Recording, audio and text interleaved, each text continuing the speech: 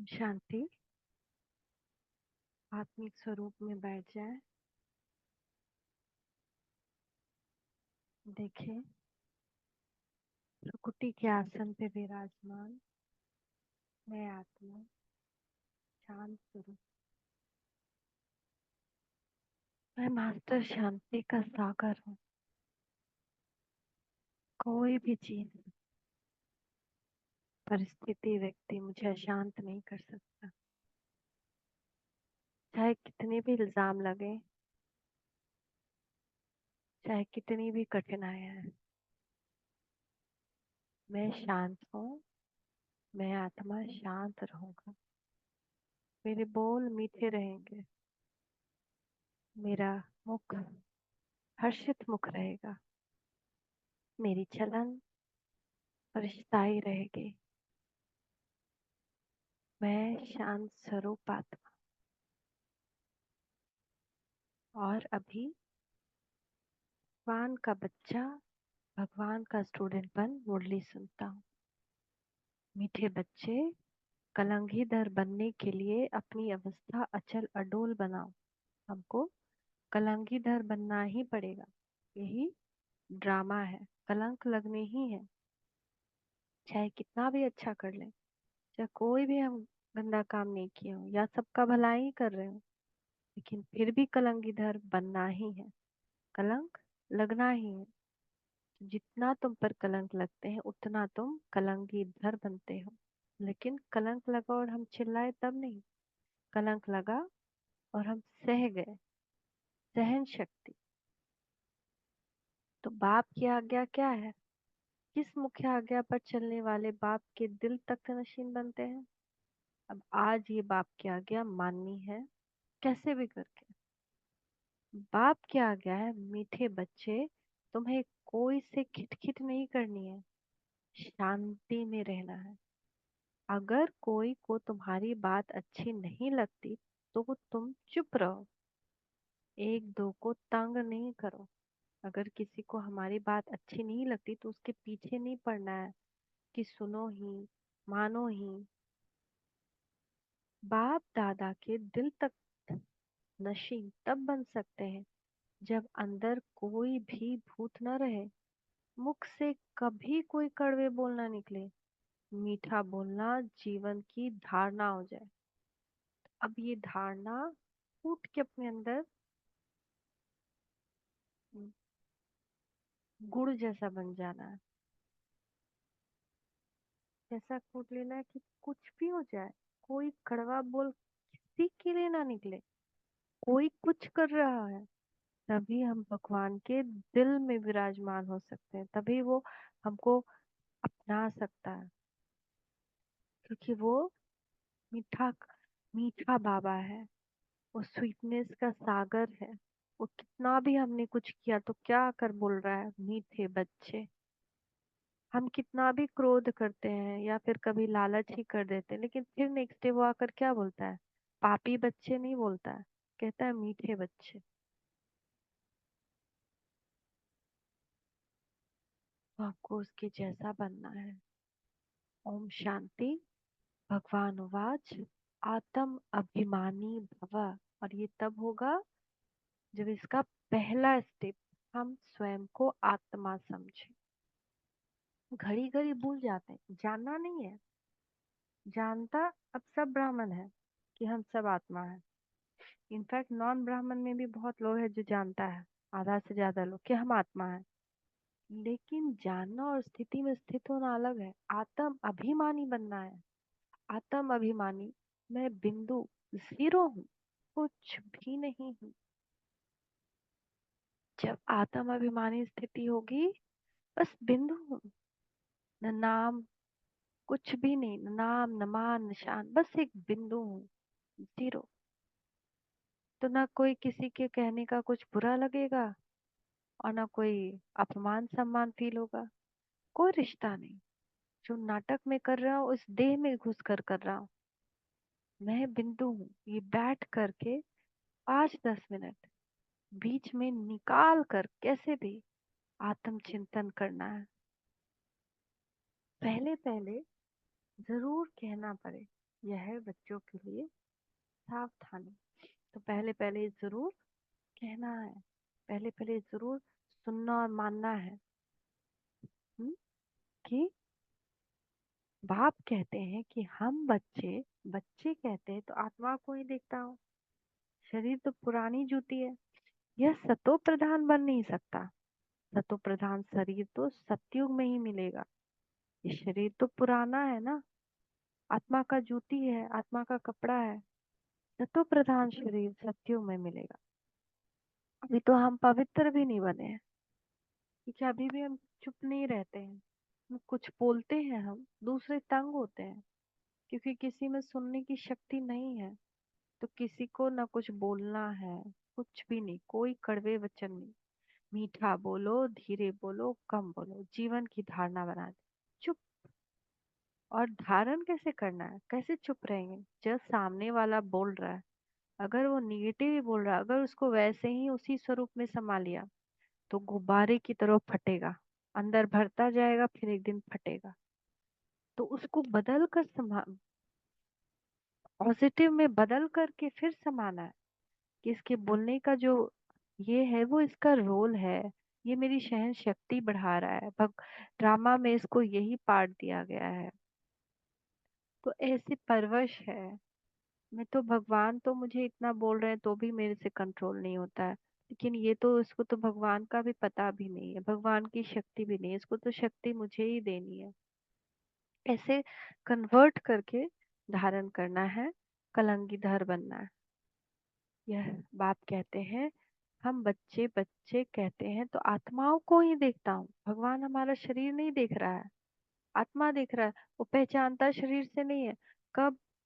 5,000 वर्ष पहले सब आत्माएं परम धाम में थी, उसके प्यारे बच्चे उसके साथ थे, आत्माएं।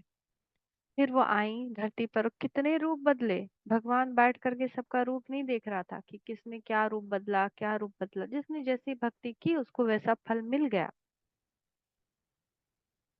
तो कभी वो बैठकर ये नहीं देखता रहा कि ये इसमें मेरा वो वाला बच्चा किधर है, इसमें मेरा वो वाला बच्चा किधर है। लेकिन फिर भी उसने अभी कैसे ढूंढ लिया? हमारा तो रूप रंग वही नहीं है। सारा कुछ बदलता गया 84 जन्म में, कितना रूप रंग हुआ, कितना बॉडी बदला। तो वो आत्मा को पहचानता है, आत्मा के वाइब्रेशन से पहचानता है आत्मा को, वो और किसी तरह से नहीं पहचानता है। तो यह सतो प्रधान, तो बाबा कह रहे हैं अभी तुम्हारी आत्मा सतो प्रधान बन रही है, शरीर तो वही पुराना है। अभी तुमको अपनी आत्मा को सुधारना है, पवित्र बनना है। सत्युग में शरीर भी पवित्र मिलेगा। आत्मा को शुद्ध करने के लिए एक बाप को याद करना होता है। बाप भी आत्मा को देखते हैं। कभी भी बाबा भी शरीर से पहचान नहीं सकते, उनका शरीर है नहीं, आंख नाक मुंह कान है नहीं जो आंख से देखे और पहचान ले। वो आत्मा को देखते हैं। तो सिर्फ देखने से आत्मा शुद्ध नहीं बनेगी, वह तो जितना बाप को याद करें उतना शुद्ध हो जाएंगे। और बाप को कैसे याद करना है? माम एकम याद कर, सिर्फ एक मुझे ही याद कर। तो यह तुम्हारा काम है, बाप को याद करते करते सतो प्रधान बनना है। बाप तो आया ही है रास्ता बताने, ये शरीर तो अंत तक पुराना ही रहेगा। ये तो सिर्फ कर्मेंद्रियां है जिससे आत्मा का कनेक्शन है।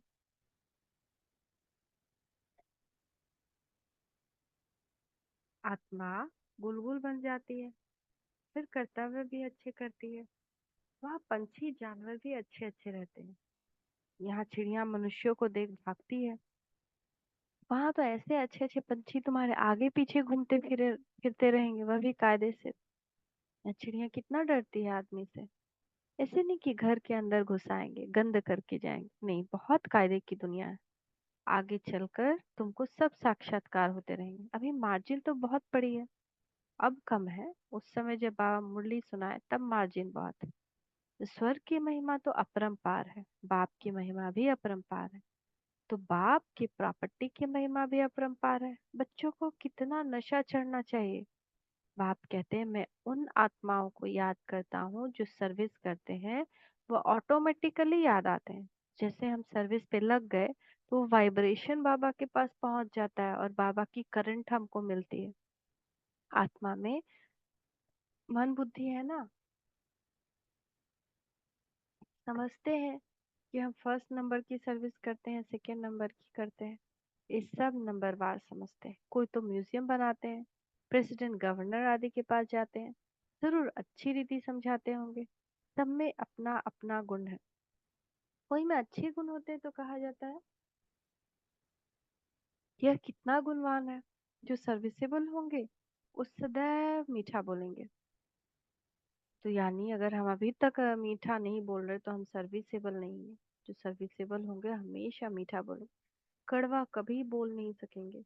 जो कड़वा बोलने वाले हैं उनमें भूत है, वो खुद भी भूत है। तो देह अभिमान है नंबर वन, फिर उनके पीछे और भूत प्रवेश करते हैं। तो जहाँ देह अभिमान है, नाम मान शान का अभिमान है, अरे हम इतना काम करते हैं कोई हमको हेल्प नहीं करता है। अरे हम खाना भी बनाते हैं, ये भी करते हैं, वो भी करते हैं, और यहाँ पे सब लोग गंदगी फैलाने में लगा रहता है। चिढ़ते हैं, अंदर बोल भी नहीं रहे तो अंदर चिढ़ रहे हैं। ये सबको कोई मेरा फिक्र ही नहीं है। तो मनुष्य, तो ये सब क्या है, देह अभिमान का भूत। उस वो भूत आ गया तो सब भूत अपने आप ही आ जाएगा। काम क्रोध लोभ मोह अहंकार दरवाजा खोल दिया, चोर गेट वाला दरवाजा खोल दिया, उसके बाद सब आ ही जाएगा। तो मनुष्य बदचलन भी बहुत होते हैं। बाप कहते हैं इन विचारों का दोष नहीं। अब बाबा फिर भी किसी को दोष नहीं देते, तो हमको भी ऐसा है बनना है। किसी को दोष नहीं देना है। तुमको मेहनत ऐसी करनी है जैसे कल पहले की है। अपने को आत्मा समझ, बाप को याद करो, फिर आहिस्ते आहिस्ते सारे विषय की डोर तुम्हारे हाथों में आने वाली है ना। अभी भी देखिए कितना सारा डोर तो हाथ में आ गया है। तो ड्रामा का चक्र है, टाइम भी ठीक बताते हैं, बाकी बहुत कम समय बचा है। वो लोग आजादी देते हैं तो दो टुकड़ा कर देते हैं, आपस में लड़ते रहे, नहीं तो उन्हों का बारूद आदि कौन लेगा। यह भी उन्हों का व्यापार है ना। ड्रामा अनुसार यह भी उन्हों की चालाकी है। यहाँ भी टुकड़े टुकड़े कर दिया है।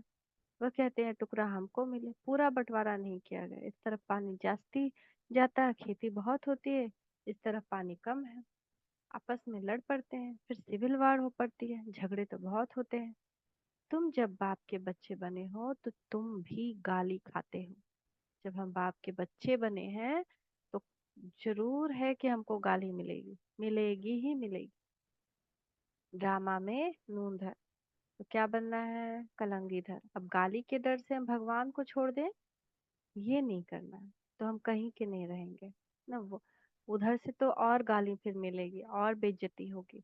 एटलीस्ट अभी तो हमारा विकर्म विनाश के लिए गाली मिलता है कि चलो इजिली विकर्म विनाश हो जाएगा, फास्ट विकर्म विनाश हो जाएगा ना। कभी कोई बड़ा चीज नहीं झेलना पड़ेगा। अम, धर्मराज के पास नहीं जाना पड़ेगा। तो चलो गाली दे दो, मेरा जितना हम दिए थे सब मेरा चुकतू हो गया। तो बाबा ने समझाया था अभी तुम कलंगी धर बनते हो, जैसे बाबा गाली खाते हैं तुम भी गाली खाते हो। ब्रह्मा बाबा कितना गाली खाते थे कि सबको भगाता है, 18,000 रानियां इसको चाहिए। तो कितना सारा उन पर इल्जाम लगा कि ये जादू मंतर करता है, टोटका करता है। रेडियो भेजा गिफ्ट भगवान का, उसमें प्रवचन डाल करके चौधरी को। चौधरी उस पे लाठी बरसाए उसको। सब कोई कहे इसमें भूत है, भूत है, भूत है। ये तो जानते ही हो कि इन विचारों को पता नहीं कि विश्व का मालिक बनते हैं। क्राइस्ट की आत्मा भी यहीं से सीख के जाती है ना। तभी वो क्या कहती है अपने, जब उसको क्रूस पर चलाया जाता है कि हे परमात्मा, हे परमेश्वर, इन सबको क्षमा करो, क्योंकि ये नहीं जानते कि ये क्या कर रहे हैं। वो भी अभी यहीं से सीख के जाती है, संस्कार अभी यहीं संगम युग से ही लेके जाती है। तो 84 जन्मों की बात तो बहुत सहज है। आप ही पूजे, आप ही पुजारी भी तुम बनते हो। कोई की बुद्धि में धारणा नहीं होती है, यह भी ड्रामा में उनका ऐसा पाठ। कर क्या सकते हैं, कितना भी माथा मारो परंतु ऊपर चढ़ नहीं सकते। तदबीर तो कराई जाती है लेकिन उनकी तकदीर में नहीं है। राजधानी स्थापन होती है, उसमें सब चाहिए। ऐसा समझकर शांत में रहना चाहिए ना। कोई कोई कितना भी माथा मारो, मुरली नहीं सुनेंगे, योग नहीं करेंगे, तो क्या समझना चाहिए कि उनकी तकदीर में नहीं है। तदबीर तो बाबा करा रहा है लेकिन उनकी तकदीर में नहीं है, तो फिर वो नहीं करते हैं पुरुषार्थ। कितना भी उनके ऊपर माथा मारते रहो, ऊपर नहीं चढ़ सकते हैं। तो राजस्थान राजधानी स्थापना हो रही है ना, उसमें भी तो सब कुछ चाहिए। ये भी चाहिए, प्रजा भी चाहिए, दास दासी भी चाहिए। तो जिसकी तकदीर में राजघराना नहीं है वो तदबीर नहीं करेगा। ऐसा समझकर शांत में रहना चाहिए, ऐसा समझकर इग्नोर कर देना चाहिए कि नहीं अब इसके पीछे क्यों पड़े। एक बार समझाए, दो बार समझाए, समझा रहे हैं, लेकिन उससे खिटपिट नहीं। कोई से भी खिटपिट की बात नहीं, प्यार से समझाना पड़ता है, ऐसे ना करो, ये आत्मा सुनती है, इससे और ही पद कम हो जाएगा। कोई कोई को अच्छी बात समझाओ तो भी अशांत हो पड़ते हैं, तो छोड़ देना चाहिए। कोई कोई को हम अच्छी बात भी समझाए ना तो और उल्टा क्रोध करने लग पड़ते हैं, नहीं हम ऐसे ही करेंगे वो करेंगे, तो उसको छोड़ देना चाहिए। खुद भी ऐसा होगा तो एक दो को तंग करता रहेगा, यह पिछाड़ी तक रहेगा। माया भी दिन प्रतिदिन खरी होती जाएगी। दिन प्रतिदिन हमारे सामने परिस्थिति और व्यक्ति का पेपर और कड़ा से कड़ा आता जाएगा। महारथियों से माया भी महारथी होकर लड़ती है। अब चलिए एक आत्मा के व्यवहार से आप एडजस्ट हो गया कि चलो अभी ये इतना ही व्यवहार करते हैं ना, कुछ दिन बाद वो और ही कुछ बड़ा विकराल करके आएगी। तो इसीलिए ये माया है हमारे लिए, ये चलता ही रहेगा, उसको आत्मा देखकर छोड़ देना है, उससे उलझना नहीं है। एक से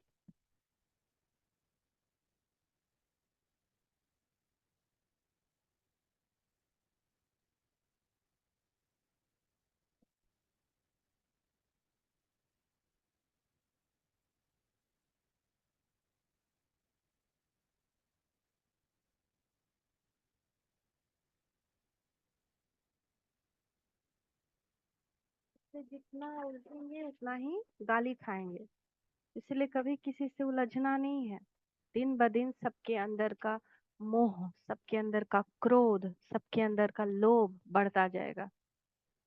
तो हमको अचल अडोल होकर रहना है। माया के तूफान आते हैं, फिर प्रैक्टिस हो जाती है बाप को याद करने की, एकदम जैसे अचल अडोल रहते हैं, समझते हैं माया हैरान करेगी। डरना नहीं है, डरना किसी भी सिचुएशन से नहीं है। अगर जिसमें कोई भी कमजोरी है वो और उफान खाएगी, उसमें डरना नहीं है। शरीर के जाने का भी दुख नहीं होना चाहिए, क्योंकि 5,000 साल बाद तो फिर वही शरीर आना है।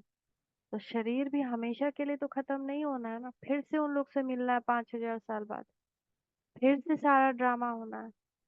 और आत्मा तो अजर अमर अविनाशी है, तो वो तो ऐसे भी कुछ नहीं होगा। तो माया के तूफान आते हैं, फिर प्रैक्टिस हो जाती है बाप को याद करने की। समझते हैं माया हैरान करेगी, डरना नहीं।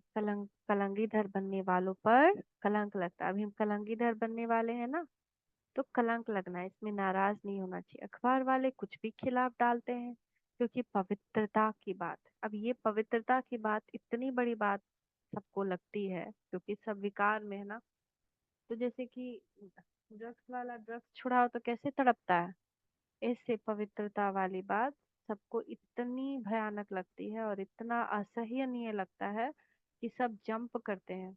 कोई गाली देके जंप करेगा, कोई गलत खबर छाप करके जंप करेगा, कोई कैसे जंप करेगा। तबलाओं पर अत्याचार होंगे। अभी का ही यादगार है, अकासुर बकासुर नाम भी है, स्त्रियों का भी नाम है, पूतना सूपनखा है। तो सब अभी का ही यादगार है। अब बच्चे पहले पहले महिमा भी बाप की सुनाते हैं। बेहद का बाप कहते, तुम आत्मा हो, यह नॉलेज एक बाप के सिवाय कोई दे नहीं सकता। रचता रचना का ज्ञान, यह है पढ़ाई। कौन है रचता और उसकी रचना क्या है, जिससे तुम स्वदर्शन चक्रधारी बन चक्रवर्ती राजा बनते हो। अलंकार भी तुम्हारे हैं, परंतु तुम ब्राह्मण पुरुषार्थी हो, इसीलिए यह अलंकार विष्णु को दे दिया है। विष्णु लक्ष्मी नारायण का कंबाइंड स्वरूप। चूंकि हम पुरुषार्थी हैं, अभी भी ज्ञान योग और पवित्रता और शंख जो है ज्ञान फैलाना, तो ये सब की कमी है। स्वदर्शन चक्र, इसकी कमी है हमारे जीवन में। पुरुषार्थ कर रहे हैं इस परिपक्वता को पाने के लिए, इसीलिए उसको विष्णु को सिख दे दिया है, लेकिन है वो हमारा ही। ये सब बातें, आत्मा क्या है, परमात्मा क्या है, कोई भी बता नहीं सकते। आत्मा कहाँ से आई, निकल कैसे जाती है? कभी कहते हैं आंखों से निकली, कभी कहते हैं भ्रुकुटी से निकली, कभी कहते हैं माथे से निकल गई। ये तो कोई जान नहीं सकता। अभी तुम जानते हो आत्मा शरीर ऐसे छोड़ेगी, बैठे बैठे बाप की याद में देह का त्याग कर देंगे। बाप के पास तो खुशी से जाना है, पुराना शरीर खुशी से छोड़ना है। जैसे सर्प का मिसाल है, तो जब हम योग करेंगे तो हम कैसे छोड़ेंगे शरीर? हार्ट अटैक से नहीं, किडनी डिजीज से नहीं, डायबिटीज से नहीं। जब हम बाप की याद में योग करते हैं, अशरीरी बनने का अभ्यास करते हैं, तो लास्ट में खुशी से पुराना देह ऐसे छोड़ते हैं जैसे सर्प अपना केचुआ छोड़ता है इजीली। इसीलिए सिर्फ एक टाइम दो टाइम से काम नहीं चलेगा। 14 साल उन लोगों ने तपस्या की, तब जाकर शरीर आराम से छोड़ दिया। लेकिन अभी हमारे पास 14 साल नहीं है ना, 14 घंटा भले ही समझ सकते हैं, क्योंकि कोई नहीं जानता है कि कौन कब जाने वाला है। इसीलिए हर एक क्षण को अपना अंतिम घड़ी जानकर बहुत बहुत बहुत प्रैक्टिस करनी है, अभ्यास करना। अभ्यास ही एक चारा, कोई चारा नहीं है। तो जानवरों में भी जो अकल है वह मनुष्यों में नहीं है। वह सन्यासी आदि तो सिर्फ दृष्टांत देते हैं। बाप कहते हैं तुमको ऐसा बनना है जैसे भ्रमरी कीड़े को ट्रांसफर कर देती है। तुमको भी मनुष्य रूपी कीड़े को ट्रांसफर कर देना है। सिर्फ दृष्टांत नहीं देना है, लेकिन प्रैक्टिकल करना है। अब तुम बच्चों को वापस घर जाना है। तुम बाप से वर्षा पा रहे हो तो अंदर खुशी होनी चाहिए। वह तो वर्षे को नहीं जानते। शांति तो सबको मिलती है, सब शांति धाम में जाते हैं सिवाय बाप के। कोई भी सर्व की सदगति नहीं कर सकता, यह भी समझना होता है। तुम्हारा निवृत्ति मार्ग है, संन्यास मार्ग नहीं है। घर में रहना है, लेकिन कमल फूल समान पवित्र रहना है। तुम तो ब्रह्म में लीन होने का पुरुषार्थ करते हो। बाप तो प्रवृत्ति मार्ग बताते हैं ना। उन लोगों का क्या है? निवृत्ति मार्ग, सन्यासी का। और वो ब्रह्म में लीन होने का पुरुषार्थ करते हैं। हम तो भगवान से कंबाइंड होकर के परम धाम से फिर सतयुग जाने का पुरुषार्थ कर रहे हैं। यह बहुत गुह्य बात है। पहले तो कोई को अलफ और बे ही पढ़ाना पड़ता है। बोलो तुमको दो बाप है, हद का और बेहद का। हद के बाप के पास ही जन्म लेते हैं विकार से। कितने अपार दुख मिलते हैं, सतयुग में तो अपार सुख है। वह तो जन्म ही मक्खन मिसल होता है। कोई दुख की बात नहीं, एकदम मक्खन जैसा जीवन। नाम ही है स्वर्ग। तो बेहद के बाप से बेहद की बादशाही का वर्षा मिलता है। पहले है सुख, पीछे है दुख। पहले दुख फिर सुख कहना रॉन्ग। पहले नई दुनिया स्थापन होती है, पुरानी थोड़ी स्थापन होती है। पुराना मकान कभी कोई बनाते हैं क्या? नया मकान बनाते हैं ना। तो नई दुनिया में तो रावण हो न सके, यह भी बाप समझाते हैं। तो बुद्धि में युक्तियां हो। बेहद का बाप बेहद का सुख देते हैं। कैसे देते हैं आओ तो समझाए। कहने की भी युक्ति चाहिए। दुख धाम के दुखों का भी तुम साक्षात्कार कराओ। कितने अथाह दुख है, अपरंपार है, नाम ही है दुख धाम। इनको सुख धाम कोई कह नहीं सकता। सुख धाम में श्री कृष्ण रहते हैं। श्री कृष्ण के मंदिर को भी सुख धाम कहते हैं। वह सुख धाम का मालिक था, जिसकी मंदिरों में अभी पूजा होती है। अभी ये बाबा लक्ष्मी नारायण के मंदिर में जाएंगे तो कहेंगे ओहो ये तो हम बनते हैं, इनकी पूजा थोड़ी करेंगे। नंबर वन बनते हैं तो फिर सेकेंड थर्ड की पूजा क्यों करें? हम तो सूर्यवंशी बनते हैं। मनुष्य को थोड़ी पता है, वह तो सब भगवान कहते हैं। अंधकार कितना है। तुम कितनी अच्छी रीति समझाते हो। टाइम लगता है, जो कल्प पहले लगा था। जल्दी कुछ भी कर नहीं सकते। हीरे जैसा जन्म तुम्हारा ये अभी है। देवताओं का भी हीरे जैसा जन्म नहीं कहेंगे। वह कोई ईश्वरीय परिवार में थोड़ी है। अभी हम ईश्वरीय परिवार में। यह है तुम्हारा ईश्वरीय परिवार, वह है दैवी परिवार। इतनी नई नई बातें हैं। गीता में तो आटे में नमक मिसल है, बहुत कम, बूंद बराबर। कितनी भूल कर दी है श्री कृष्ण का नाम डालकर। बोलो, तुम देवताओं को तो देवता कहते हो, फिर श्री कृष्ण को भगवान क्यों कहते हो? विष्णु कौन है यह भी तुम समझते हो? मनुष्य तो बिगर ज्ञान के ऐसे ही पूजा करते रहते हैं। प्राचीन भी देवी देवता हैं जो स्वर्ग में होकर गए हैं। सतो रजो तमो में सबको आना है। इस समय सब तमो प्रधान है। बच्चों को पॉइंट्स तो बहुत समझाते हैं। बैच पर भी तुम अच्छा समझा सकते हो। बैच होता है ना, बैच में लक्ष्मी नारायण का चित्र और शिव बाबा रहते हैं उसमें। बाप और पढ़ाने वाले टीचर को याद करना पड़े, परंतु माया की भी कितनी कश्मकश चलती है। बहुत अच्छी अच्छी पॉइंट्स निकलती रहेंगी। अगर सुनेंगे नहीं तो सुना कैसे सकेंगे? अगर मुरली सुनेंगे नहीं तो किसी को वो पॉइंट सुना कैसे सकेंगे? अक्सर करके बाहर में बड़े महारथी इधर उधर जाते हैं तो मुरली मिस कर देते हैं, फिर पढ़ते नहीं। पेट भरा हुआ है, बाप कहते हैं कितनी गुह्य गुह्य बातें तुमको सुनाता हूँ जो सुनकर धारण करना है। धारणा नहीं होगी तो कच्चे रह जाएंगे। बहुत बच्चे भी विचार सागर मंथन कर अच्छे अच्छे पॉइंट सुनाते हैं। बाबा देखते हैं सुनते हैं, जैसी जैसी अवस्था ऐसे ऐसे पॉइंट्स निकाल सकते हैं जो कभी इसने नहीं सुनाए। वह सर्विसेबल बच्चे निकालते हैं, सर्विस पर ही लगे रहते हैं, मैगजीन में भी अच्छी पॉइंट्स डालते हैं। तो तुम बच्चे विश्व के मालिक बनते हो। बाप कितना उच्च बनाते हैं। गीता में भी है ना, सारे विश्व की बागडोर तुम्हारे हाथ में होगी, कोई छीन न सके। ये लक्ष्मी नारायण विश्व के मालिक थे ना, उन्हों को पढ़ाने वाला जरूर बाप ही होगा। यह भी तुम समझा सकते हो। उन्होंने राज्य पद कैसे पाया? मंदिर के पुजारी को पता नहीं, तुमको तो अथाह खुशी होनी चाहिए। यह भी तुम समझा सकते हो कि ईश्वर सर्वव्यापी नहीं, इस समय तो पांच भूत सर्वव्यापी है। एक एक में यह विकार है। माया के पांच भूत हैं, माया सर्वव्यापी है। तुम फिर ईश्वर को सर्वव्यापी कह देते हो, ये तो भूल है ना। माया यानी विकार हर चीज में, पानी में, खाना में, हर इंसान में, हवा में, पांचों तत्वों में।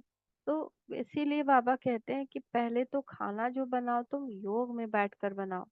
योग में योग युक्त होकर बाबा की याद में बनाओ। कोई गीत लगा दें बाबा का तो वहां पे, तो बाबा का योग का गीत बजता रहेगा ना, तो उस समय वो गीत लगा कर खाना बनाए।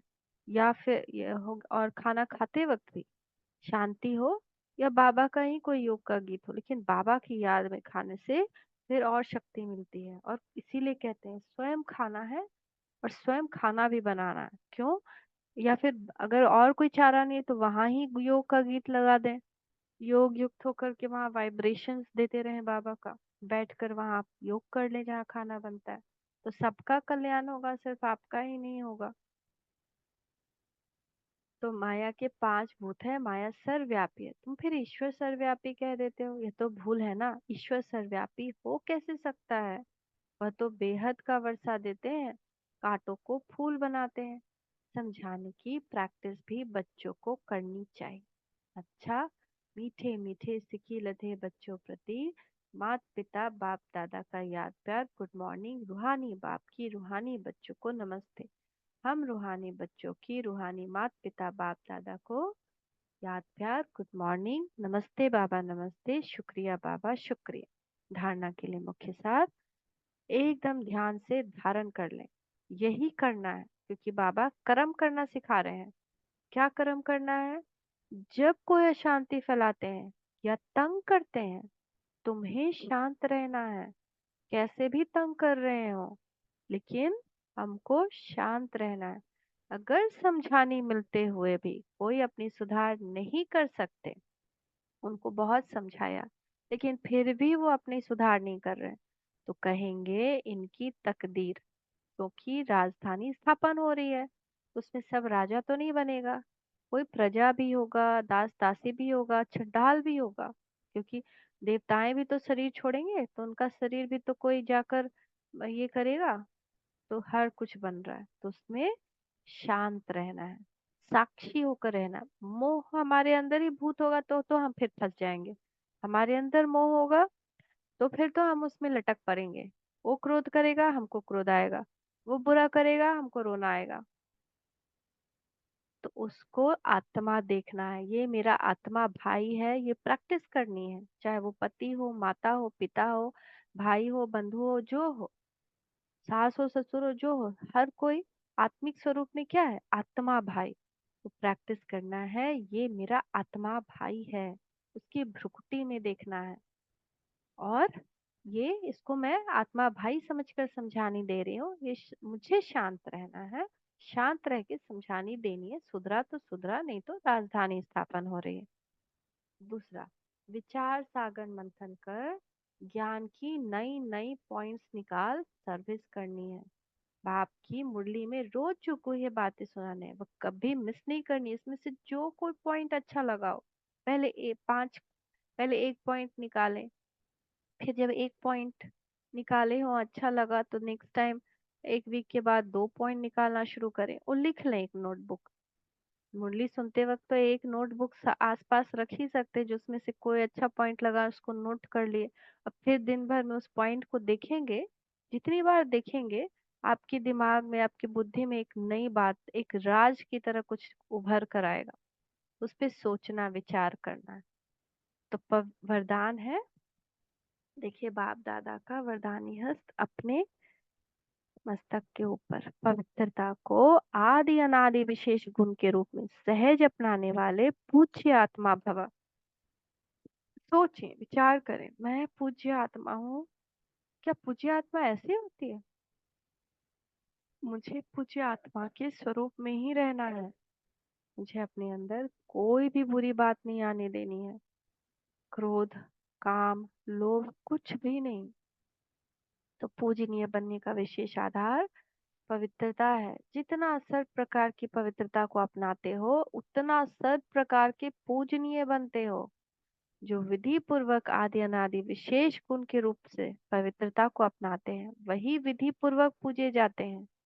जो ज्ञानी और अज्ञानी आत्माओं के संपर्क में आते, पवित्र दृष्टि, वृत्ति, वाइब्रेशन से यथार्थ संबंध संपर्क निभाते हैं ना। जैसे अगर हम अज्ञानी आत्माओं के संपर्क में आए, उनकी वृत्ति किसी के लिए खराब है, हमने भी अपनी वृत्ति खराब कर ली, एटीट्यूड कि ये तो ऐसा है, इसने ऐसा किया, इसीलिए मैं इससे झगड़ा कर रहा हूँ, और मेरी भी वृत्ति उसके कारण चेंज हो गई, तो क्या हो गया? पवित्रता खंडित हो गई। यानी हमारी मूर्ति क्या हो जाएगी? खंडित।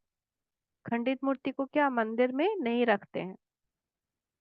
तो हमारी पवित्रता खंडित नहीं होनी चाहिए। संबंध संपर्क में आते भी पवित्र दृष्टि, पवित्र वृत्ति, वाइब्रेशन से यथार्थ संबंध संपर्क निभाते। स्वप्न में भी जिनकी पवित्रता खंडित नहीं होती है वही विधि पूर्वक पूज्य बनते हैं। तो स्लोगन है, व्यक्त में रहते अव्यक्त फरिश्ता बनकर सेवा करो। व्यक्त में रहते अव्यक्त फरिश्ता बनकर सेवा करो तो विश्व कल्याण का कार्य तीव्र गति से संपन्न हो। चाहे रोटी बनाने की सेवा क्यों ना कर रहे हो, अपने घर को सेंटर ही समझना है। ये बाबा का घर है, यहाँ पे ये आत्माएं हैं, इनकी मैं सेवा कर रही हूँ। तो वहां पे क्या व्यक्त है? शरीर है, लेकिन उसमें बुद्धि अव्यक्त रहे। मैं फरिश्ता हूँ, स्वयं को लाइट स्वरूप में महसूस करते रहे कि मैं अव्यक्त फरिश्ता हूँ, और अंतर्मुखता में रहे। बोलना ज्यादा नहीं, सिर्फ मुरली का विचार सागर मंथन भी करें तो वो अव्यक्त स्थिति बन जाएगी। थैंक यू बाबा, थैंक यू। ओम शांति, ओम शांति, ओम शांति।